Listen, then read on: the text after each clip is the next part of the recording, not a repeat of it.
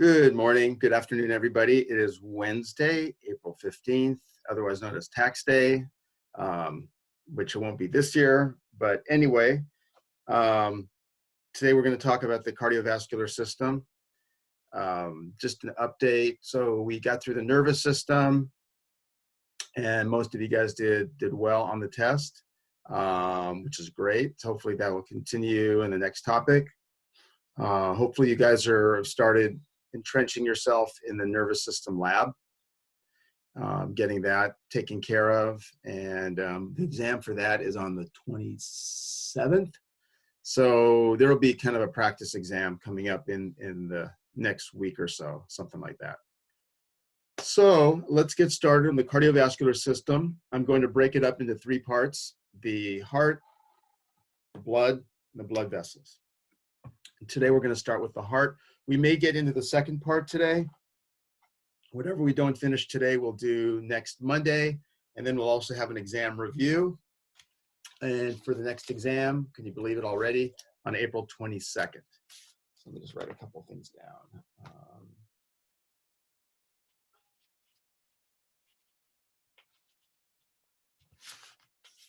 All right. Okay, and away we go.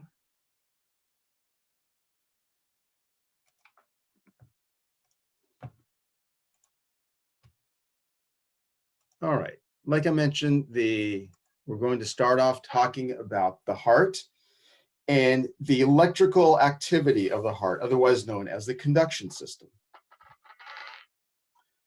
Location of the heart, you might remember from before, it's located in the thoracic cavity, but within the thoracic cavity, there's an additional middle space called the mediastinum or the mediastinum. That's where the heart is located. When you slice into the heart, one of the things you'll notice, and many of you guys already know this, is that it's made up of four chambers or openings. Two upper chambers that are known as the right atrium and the left atrium. Two lower chambers, which are known as the right ventricle and the left ventricle. From an anatomical standpoint, there's some similarities, but there's also some differences. One of the key differences has to do with the thickness or the musculature of the ventricles. Notice that the atrium are relatively thin-walled because blood is coming through under relatively low pressure. Blood coming into the ventricle and being pumped out of the ventricle to the body requires a lot of musculature. And you can see the left ventricle is very thick-walled. Right ventricle, not as much, but it still has a fair amount of musculature. The left ventricle, as we'll soon see, pumps blood to the entire body, except for the lungs, whereas the right ventricle pumps blood to the lungs. So we don't need the amount of amount of force to pump the blood. Let's take a look at each chamber individually. First of all, the left atrium. So going back for a second, oops, here is the left atrium. Here's the left ventricle.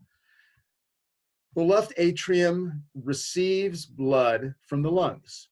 And as you might expect, the blood from the lungs is very well oxygenated. So it's oxygen-rich blood comes from the lungs into the left atrium. Specifically, the vessels that are bringing it there are called the pulmonary veins. There's two veins bringing blood from the right lung, two veins bringing blood from the left lung. So there's four of them. Within this atria, we have this area which is kind of highly folded and have this kind of an interesting kind of ridge-like musculature. The musculature is known as the pectinate muscle. And these folds, this area up here is known as the auricle. Oops. What happened there? There we go. All right, so we have the auricle. We also have this embryological remnant known as the fossa ovalis. It used to be a hole that would allow blood to go from the right side to the left during fetal development, and we'll explain that later on why that was. But in a postnatal heart, in an adult heart, that opening is actually closed and becomes what's called the fossa ovalis. It used to be called the foramen ovale, which is interesting. That was the name of one of the foramen in the foramen ovale in the skull. The left ventricle. What can we say about the left ventricle? Blood is pumped from the left atria to the left ventricle.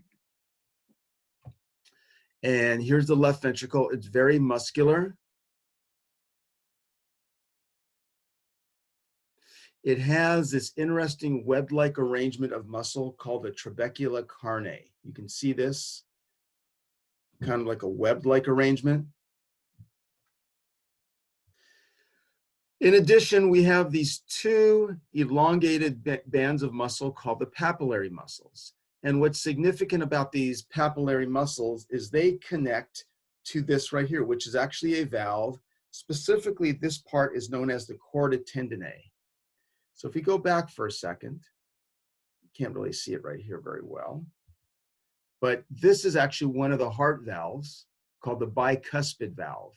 The bicuspid valve regulates the flow of blood from the left atria into the left ventricle. The structure of the valve is such that we have the valve part, we have the chorda tendineae, which are these, and we have the papillary muscles. Like I mentioned, it's a very thick wall.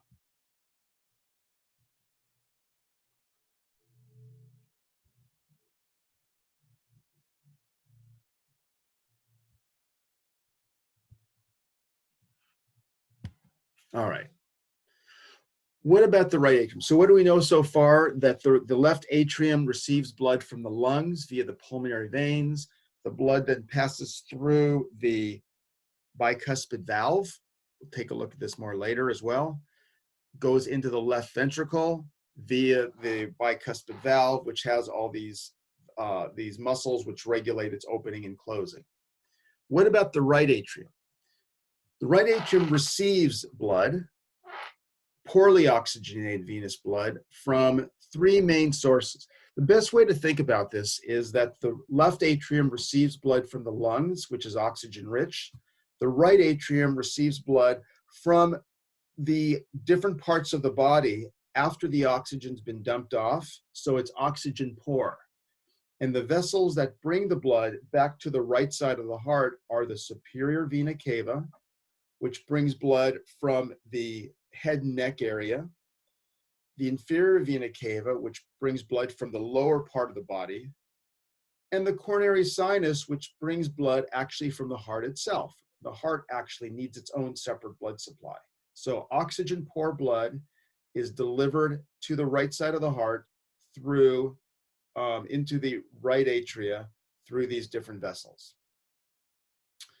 What else can we say about the right atrium?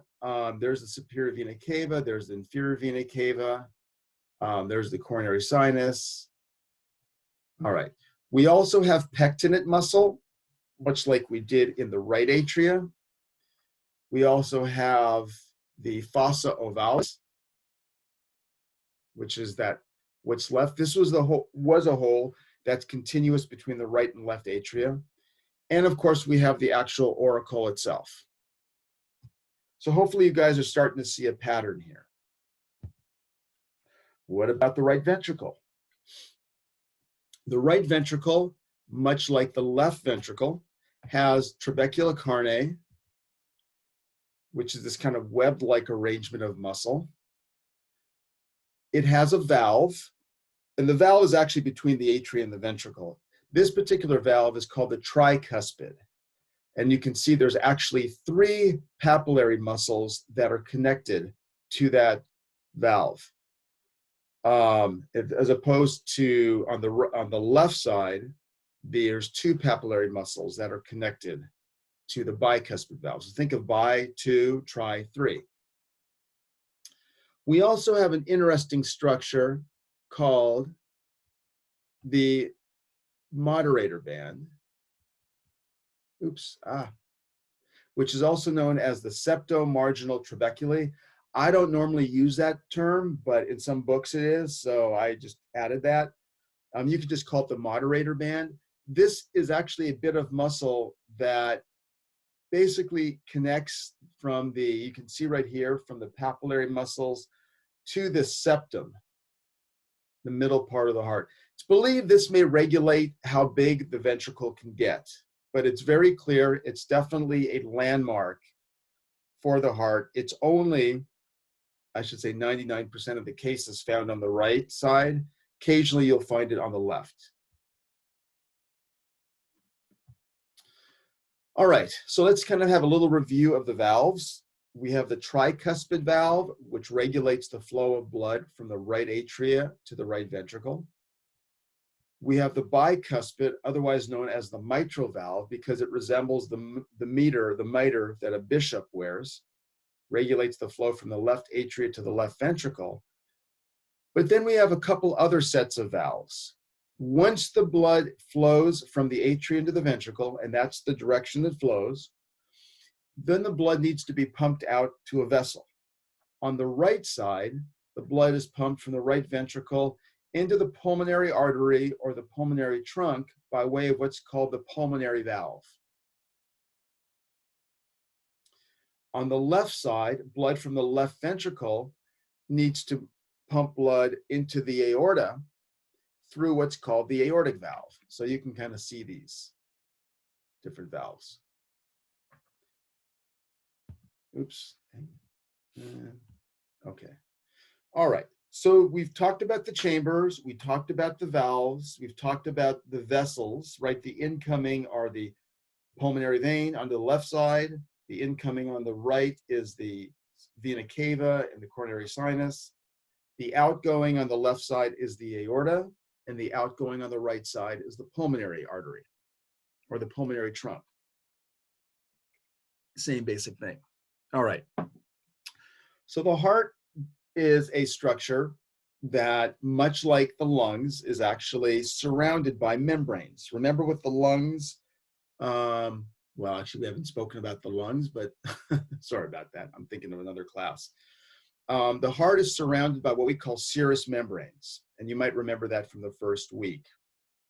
There are several layers of what we call serous membranes. If this is the heart muscle itself, think of this as the heart muscle.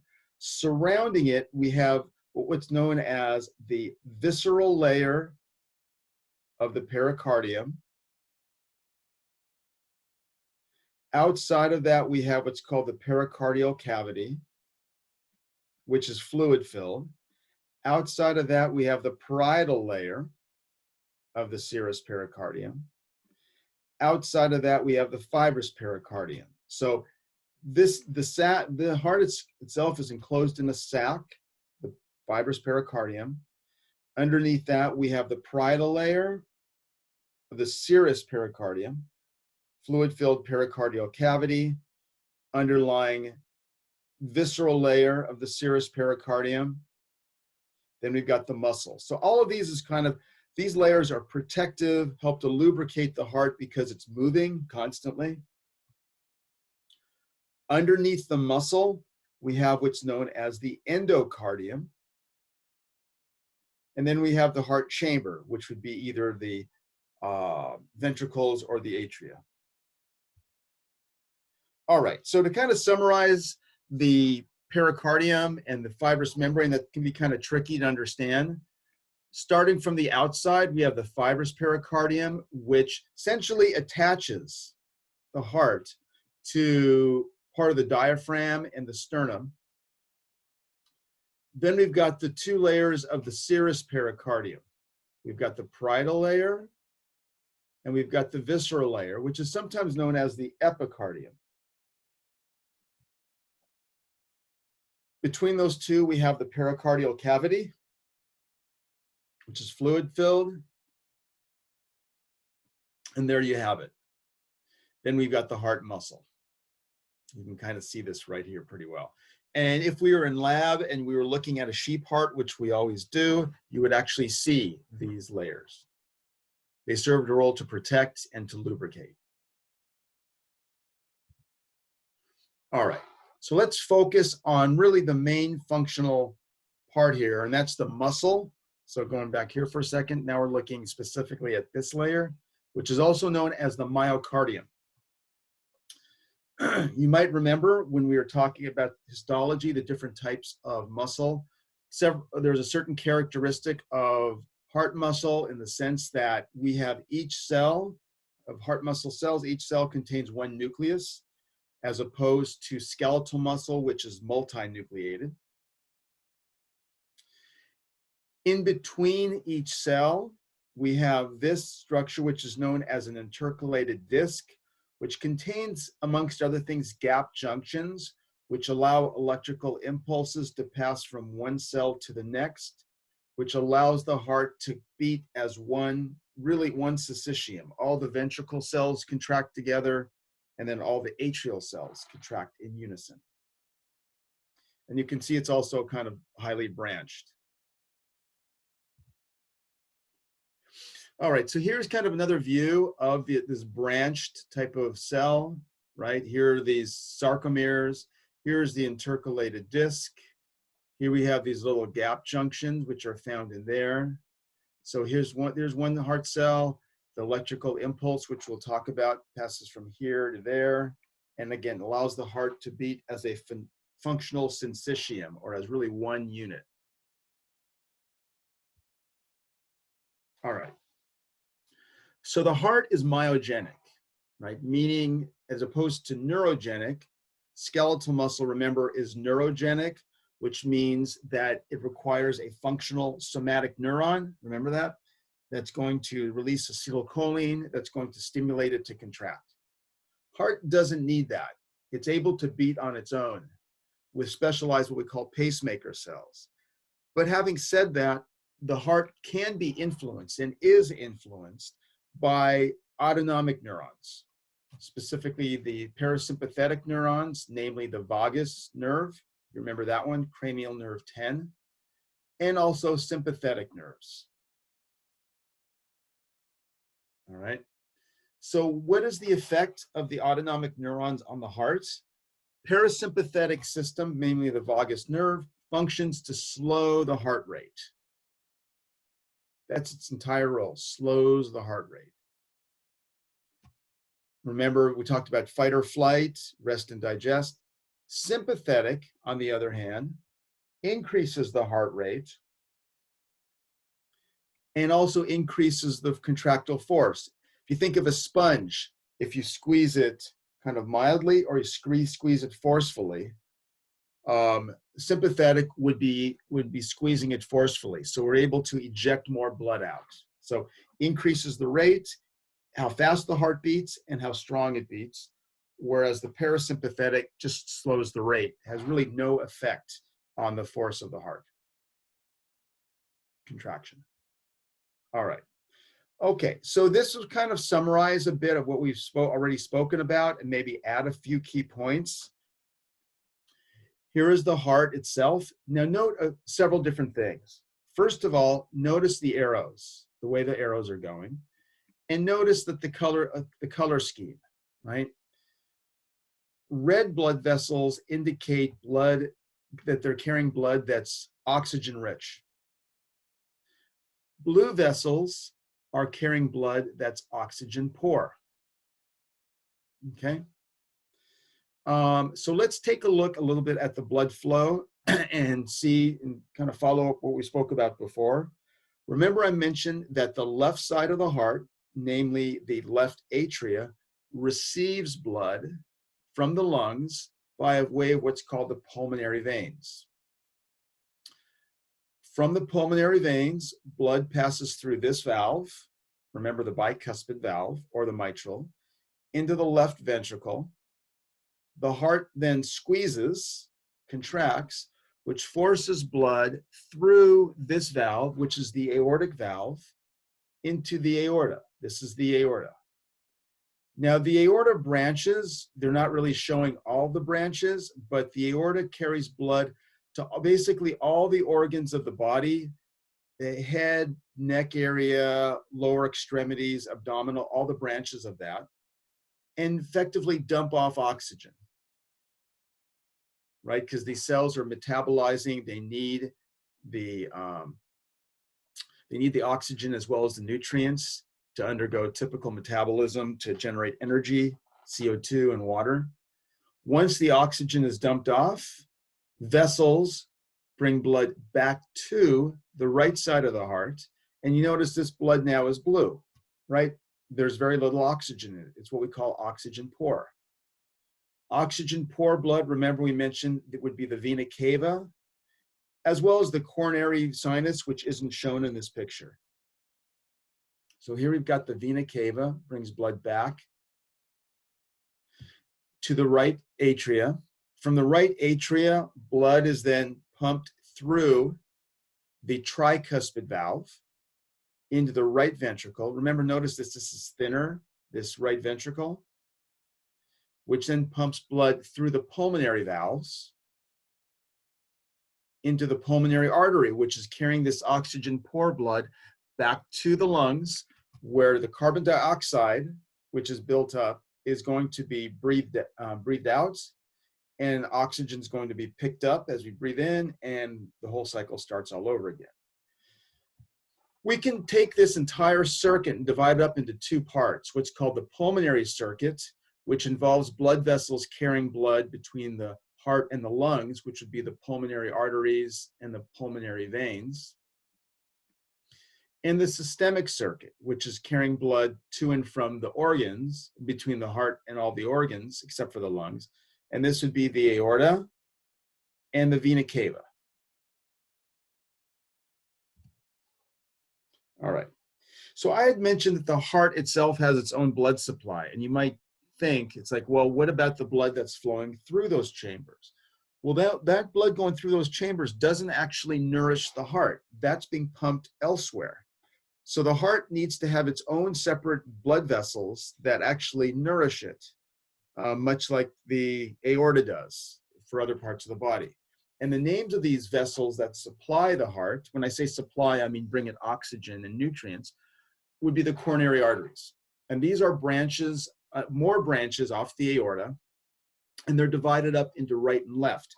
These are the vessels that can get clogged or at least partially obstructed, that can lead to angina, or even worse, a heart attack, or even potentially a stroke, but primarily a heart attack.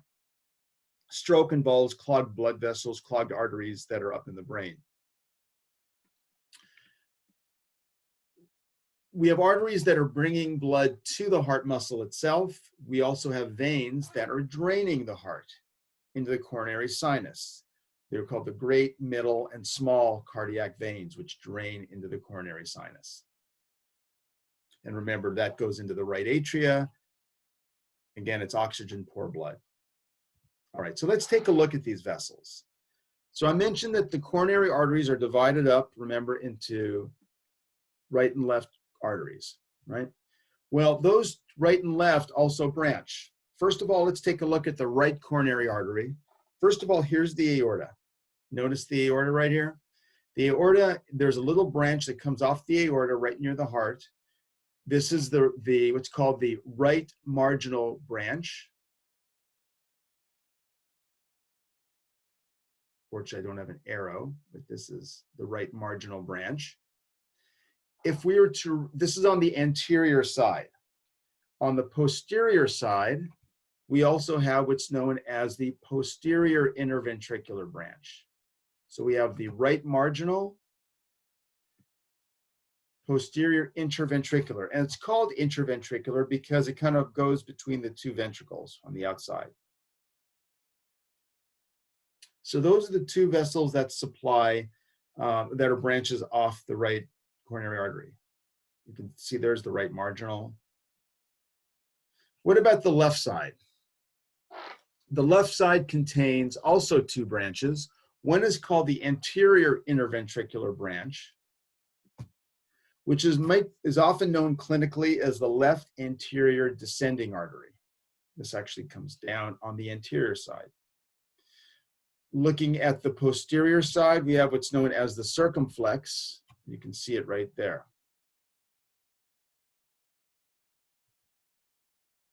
All right, so these vessels, now you think, well, what are all these? Well, these are all branches off those main ones. So I'm really just focusing on the main ones, the left and right coronary arteries, and their two main branches. There's a lot of smaller branches, but we're not going to really get into those. This is called circumflex because it does kind of circle around the heart. All right. What about the venous drainage? The same areas that were supplied by those different arteries, right? Much like the rest of the body, you have arteries supply, veins drain all the carbon dioxide in the waste. Those areas are drained by three main arteries, actually, what we call the small cardiac vein, which drains the area that was supplied by the right marginal artery. The middle cardiac vein drains the area that was supplied by the posterior interventricular artery. The great cardiac vein drains the area supplied by the anterior interventricular artery. And finally, the coronary sinus, which is this big one, drains the area that was supplied by the circumflex. Right? So again, this is the heart's own internal blood supply for itself. And again, these are the vessels, actually not the veins, but the coronary arteries are the ones that are most vulnerable to when we talk about coronary artery or cardiovascular disease.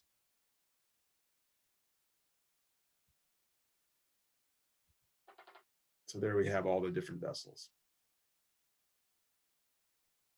All right. Speaking of coronary artery disease, it is one of the leading causes of death. And basically, for lack of a better phrase, what it's really doing, it results in a reduced blood supply to myocardial tissue. So if those coronary arteries that we spoke about, right and left, and the circumflex and all those, if there's some plaque that builds up, that's going to reduce the blood flow. And in severe cases, that can lead to a heart attack. What typically happens with the buildup of plaque, we can see there's a little bit of fat that builds up in the beginning, called the fatty streak, and then that can actually extend over time into forming this real complex looking plaque that you can see the blood supply is greatly reduced. All right, so heart attack. I'd mentioned a heart attack, otherwise known as a myocardial infarction. This is a sudden occlusion of a major coronary artery by an embolus. An embolus is basically a clot or a piece of plaque that can break off and lodge in that coronary artery and like just suddenly completely stops blood flow. So someone can have a buildup of plaque, but they still have some blood flow. But if there's a sudden cessation of blood flow due to another piece of plaque that completely obstructs any blood flow, that's going to become a heart attack. That is a heart attack. And what happens is the area that's normally supplied by that vessel dies. It essentially becomes necrotic. And the term infarction, basically the vessels are no longer functional and the tissue dies. So what does that mean? That means essentially, assuming the person survives, many people do survive a heart attack, that they will have to live the rest of their lives with a portion of the heart that's not functioning. So say if this vessel is blocked down here, there's a small amount of area that won't function. Person may do okay, but say if the blockage is way up here, that means everything downstream from that is now non-functional. All that muscle will no longer contract. So the rest of the heart has to work harder, which can lead to its own set of problems. All right, certain types of strategies, certain types of therapeutic intervention to hopefully prevent a heart attack. One is called coronary angioplasty. This is where if there's a plaque, a catheter is inserted with a balloon on the tip. Once that catheter that's going through the coronary artery reaches the plaque, that balloon is inflated, which squeezes the plaque against the sides, which opens up a clear pathway. Now this can help tremendously, although you can imagine it's not a long-term solution because you still have the plaque there, right? I mean, if the person does not change their lifestyle, diet or exercise or whatever, this can sort of what's called restenose. Person can also be given thrombolytics or drugs such as TPA, which can actually instantly dissolve a clot. Sometimes that's given right when someone has a heart attack. This is more of a preventative coronary angioplasty. More common procedure that's used now is called a stent. And basically what happens is after the angioplasty goes in, opens up the vessel, this kind of a mesh is placed in, which is very effective in maintaining the size of this. So it kind of keeps it open. Okay, and there's different types depending on the vessel, depending on the individual. Another procedure is called a CABG, coronary artery bypass graft.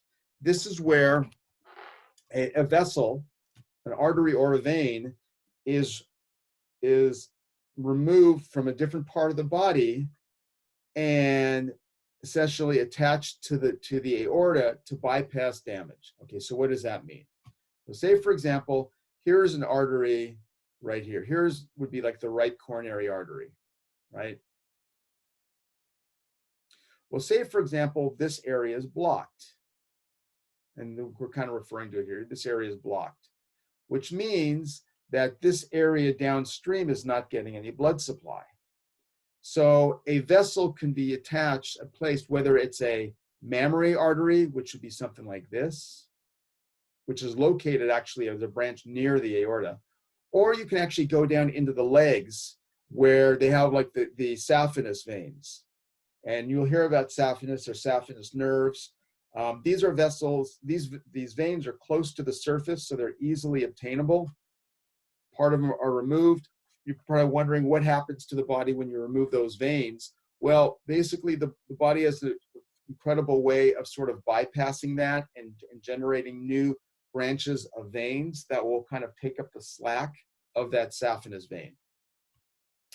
So assuming this is a saphenous vein, it's removed from the leg. One end is attached to the aorta. Another end is attached to just below the blockage.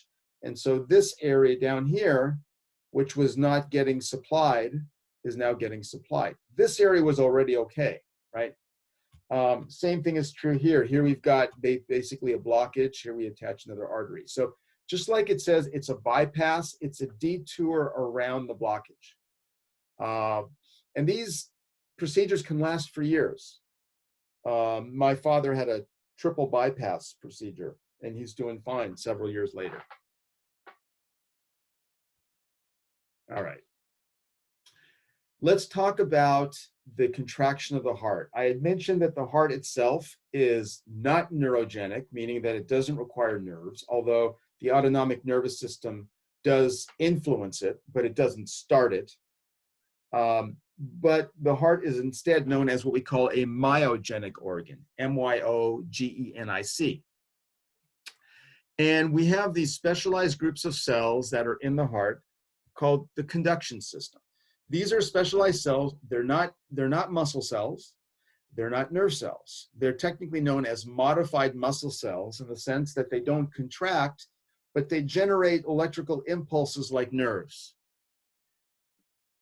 There's a particular pattern to these different groups of cells. It all starts off, or I like to start it off up here with what's called the sinoatrial or the SA node that's located at the roof of the right atria. This is known as the pacemaker. So when you hear about someone that, for example, needs to have an artificial pacemaker installed, somehow it has damage or to that pacemaker, this is what they're talking about. If you think of a pacemaker, like with races, the pacing car, the pacemaker car, or whatever, pacemaker sets the speed, right? Much like a pace car does in a race. This pacemaker fires electrical impulses at a particular rate that sets the beating tempo of the heart. Now, it's typically around 60 to 70 beats per minute. So you might think, well, gosh, my heart rate is 80. Why is that? That has to do with the influence of the autonomic nervous system. All right, so it all starts off with the SA node, sends electrical impulses that spread throughout the atria. Even though it's only showing one side, it spreads through both sides until it reaches what's known as the AV node. This is another group of cells. And then think of it almost like a relay system. Signals get from here to here. And then from the SA node, the signal then passes through what's called the bundle of His, down through the bundle branches, which is down through the midpoint or the septum, which ultimately end up in what are called the Purkinje fibers. So you can see that the atria, based on this, you could assume that the atria would contract first and then the ventricle. And that is in fact what happens. The atria contract first because they're receiving the blood, right? And then the ventricles contract once they have the blood from the atria.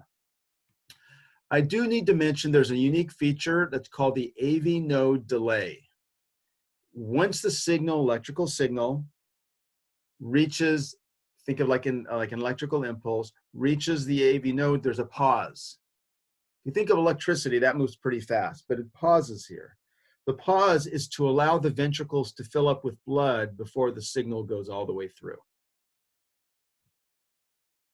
All right, so to kind of summarize a little bit, essentially the cardiac myocytes or the muscle cells propagate a depolarization.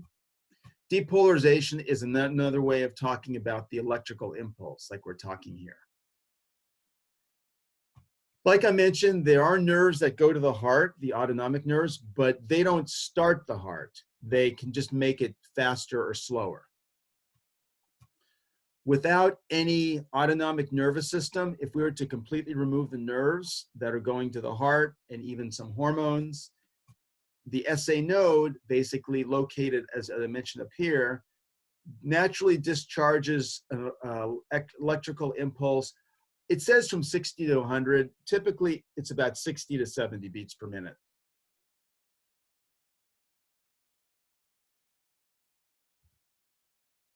All right. So one of the specialized cells I mentioned are known as the Purkinje cells. The Purkinje cells, remember, are these final cells that innervate the ventricle. And just a little visual about this, how do they get the name Purkinje?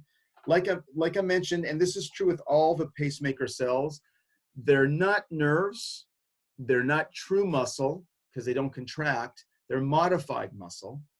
And the ones at the end are known as Purkinje cells. They're named after a guy named, of course, Purkinje, who also described some cells, which we didn't really get a chance to talk about because we didn't really have we weren't in lab to go over the brain and things like that. But there's another type of Purkinje cell known as, that's found in the cerebellum.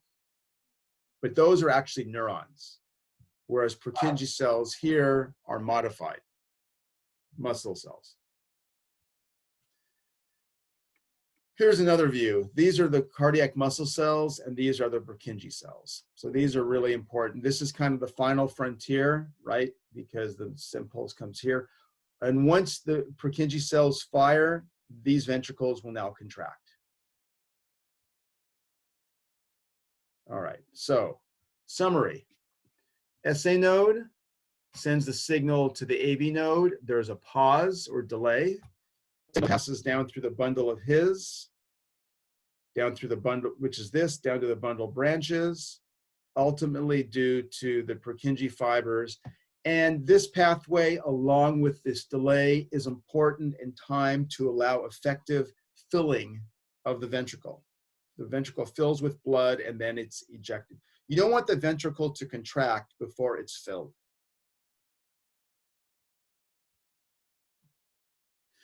Once the ventricle, once that electrical impulse travels down, right, that's called depolarization, right? Depolarization. When the heart relaxes, It's called repolarization. And what happens, the signal then goes in the opposite direction.